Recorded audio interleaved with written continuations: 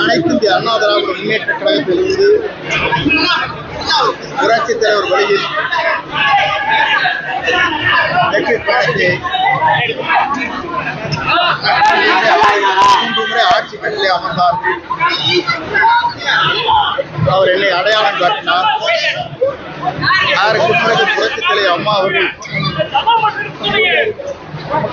கட்சி இருப்பூர்வமாக இருந்த நேரத்தில் அவரோடு உறுதுணையாக இருந்து பணிகளை ஆற்றினேன். இன்றைக்கு மக்கள் சக்தியாக இருக்கிற தமிழக வெற்றி கழகத்தின் தலைவர், நாளைய தமிழகத்தின் முதலமைச்சர்,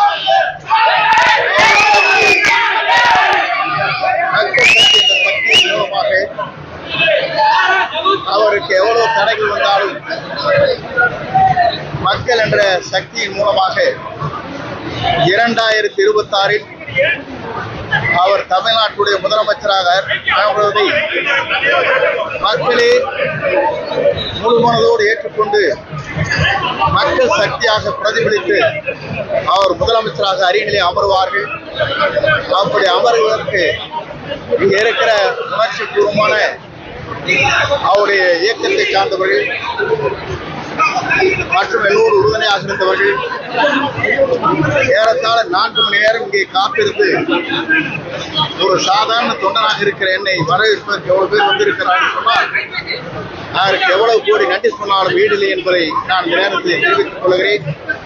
வெற்றி என்பது உறுதி செய்யப்பட்ட ஒன்று, அது மக்கள் சக்தியாக மாறி இருக்கிறது. ஆகவே இந்த மக்கள் சக்தியின் மூலமாக தமிழகத்தில் ஒரு மாற்றத்தை, புதிய சமுதாயத்தை உருவாக்குவதற்கு, ஒரு நேர்மையான ஆட்சியை தமிழகத்தை உருவாக்குவதற்கு, புனிதமான ஆட்சியை தமிழகத்தில் உருவாக்குவதற்கு புறப்பட்டிருக்கிறார். அவர் பயணம் 2026 தமிழ்நாட்டுடைய முதலமைச்சராக அவர் அமர்வார்.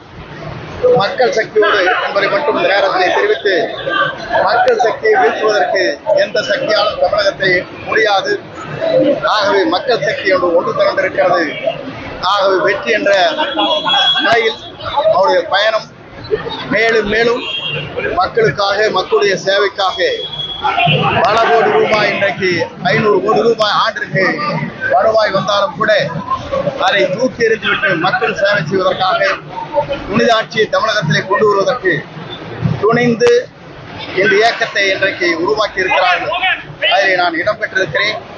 இவர்களோடு சேர்ந்து அந்த பணிகளை என் உயிர் மூச்சல் வரை அவரை முதலமைச்சராக உருவாக்குவதற்கு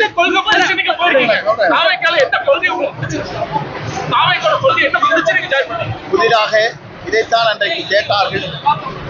புரட்சித் தலைவர் ஆட்சி துவங்குகிற போது அண்ணாயிசம் என்றால் என்ன என்று பத்திரிகையாளர் கேட்டார்கள். அப்போது அண்ணாயிசம் என்றால் உலகாத வீடு, கிடையாத உடை, ஆராசுவர் என்று சொன்னார். இன்றைக்கு சொல்லி இருக்கிறார், எல்லோருக்கும் வீடு வேண்டும், பொருளாதாரத்தில் உயர்த்தப்பட வேண்டும், எல்லோரும் 2 சக்கர வாகனத்திலே பயணம் செய்ய வேண்டும் என்று அவருடைய மனிதநேயத்தோடு இன்றைக்கு அறிவித்திருக்கிறார். அதோடு மட்டுமல்ல, 2 ஆட்சியில் தான் நடைபெற்றுக் கொண்டிருக்கிறது என்று அன்றைக்கு நான் சொல்லவில்லை, அது மனத்து விடக்கூடாது. புரட்சித் தலைவர் வரையிலும், புரட்சித் தலைவர் அம்மா வரையிலும் புனித ஆட்சி தமிழகத்தில் நடைபெற்றது, இன்றைக்கு நடைபெற்றுக் கொண்டிருக்கிறது. 2 ஆட்சியும் மாற்றப்பட வேண்டும் என்று எல்லோரும் விரும்புகிறார்கள். புதிய அங்கே பயணத்தை மேற்கொண்டிருக்கிற அவர் வெற்றி என்பது மக்கள் சக்தியால் தமிழகத்திலே மிக விரைவில் உருவாகும். அதை எந்த சக்தியாலும் முறியடிக்க முடியாது என்பதை மட்டும் நான் இந்த நேரத்தை தெரிவித்து,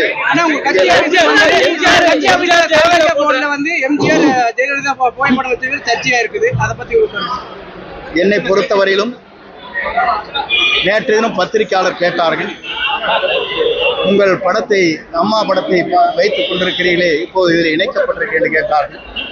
நான் அப்போது இடத்துல சொன்னேன், இங்கே ஜனநாயகம் இருக்கிறது, யார் படத்தை வேண்டுமானாலும் வைத்துக் கொள்ளலாம் என்பதை அவரிடத்தை தெளிவாக சொன்னேன்.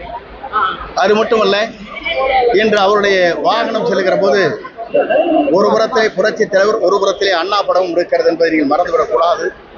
திராவிட இயக்கத்தை மீண்டும் தமிழகத்திலே உருவாக்குவதற்கு முதல் தலைமுறையிலே எங்களை போன்றவர்கள் புரட்சித் தலைவருடைய வழியில் என்று நாங்கள் பணியாற்றினோம்.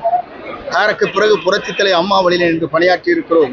மூன்றாவது தலைமுறையாக இவரை ஆட்சி கட்டளை அமர்வதற்கு எல்லோருடைய உறுதுணையோடு மக்கள் சக்தியோடு எங்கள் பணிகள் அமையும். அதிமுக எடப்பாடி பழனிசாமி கோபியில பொதுக்கூட்டம் நடத்துறாரு.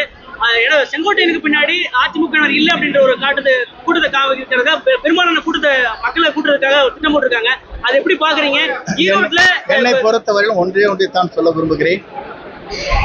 9 முறை சட்டமன்ற உறுப்பினராக இருக்கிறேன்.